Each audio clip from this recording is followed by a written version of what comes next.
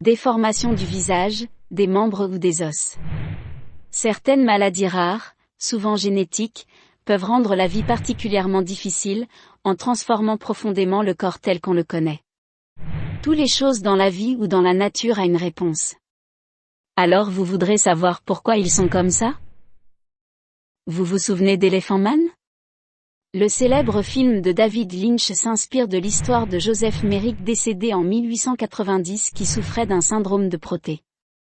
Cette maladie génétique rare, probablement due à une mutation du gène AKT1, se manifeste sous la forme d'une croissance asymétrique des membres, mains, pieds, des organes, des anomalies vertébrales ainsi qu'un développement asymétrique des muscles et des os. Ce syndrome a été identifié pour la première en 1979 par Michael Cohen.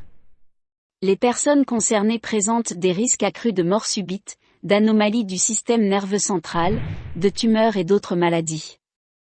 Le nombre de cas recensés reste très rare. À ce jour, il n'existe pas de traitement mais des essais thérapeutiques sont en cours. Éléphantiasis. Lorsque la maladie prend la forme d'un édème volumineux du derme et du tissu sous-cutané, on parle d'éléphantiasis des pays chauds. Il s'accompagne de sclérose localisée au niveau des membres inférieurs et des organes génitaux.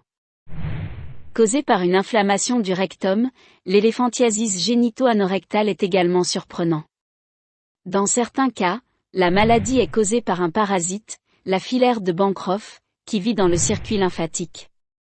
Des contentions et des massages pour favoriser le drainage lymphatique peuvent être proposés pour diminuer le lymphédème. Neurofibromatose. Les personnes atteintes de la neurofibromatose, une maladie horrible et incurable, sont si malheureuses. Les malformations qu'elles portent sur leur visage et ou d'autres parties du corps leur rendent la vie si difficile. Cette pauvre femme de Thaïlande en est la pure démonstration. Je pense que ces images devraient nous aider à comprendre que la vie est parfois trop cruelle pour certaines personnes. La greffe est le seul recours pour les malades gravement atteints de neurofibromatose, souvent surnommée à tort maladie d'Elephant Man. Mais là encore faut-il que l'on ait les moyens. La neurofibromatose, aussi appelée maladie de von Recklinghausen, du nom du médecin allemand qui l'a découverte, est une maladie génétique qui provoque l'apparition de tumeurs dans les tissus nerveux et cutanés, des neurofibromes. Elle peut causer aussi des troubles vasculaires et des déformations corporelles. Bien que souvent surnommée maladie d'Elephant Man à cause des tumeurs externes monstrueuses qu'elle peut provoquer, elle est distincte du syndrome de Proté, dont souffrait Joseph Merrick, l'homme éléphant, et qui se traduit par la croissance anormale des os et des tissus de la peau. Orphanet, le réseau des maladies orphelines, estime la prévalence de la neurofibromatose entre 1 sur 4000 à 1 sur 5000 individus, le plus souvent sous une forme très bénigne. Cette affection évolutive a des conséquences très variables. Une grande majorité des malades n'ont que quelques taches, café au lait, et peuvent voir apparaître des tumeurs bénignes peu nombreuses.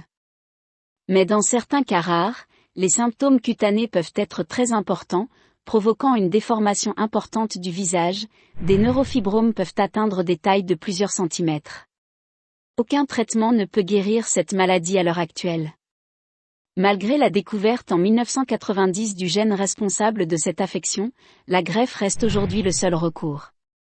Avant la greffe totale du visage réalisée fin juin, le professeur Lantieri avait déjà effectué un greffe partiel de visage sur une personne souffrant de cette maladie en 2007, dont le visage était déformé par des neurofibromes volumineux.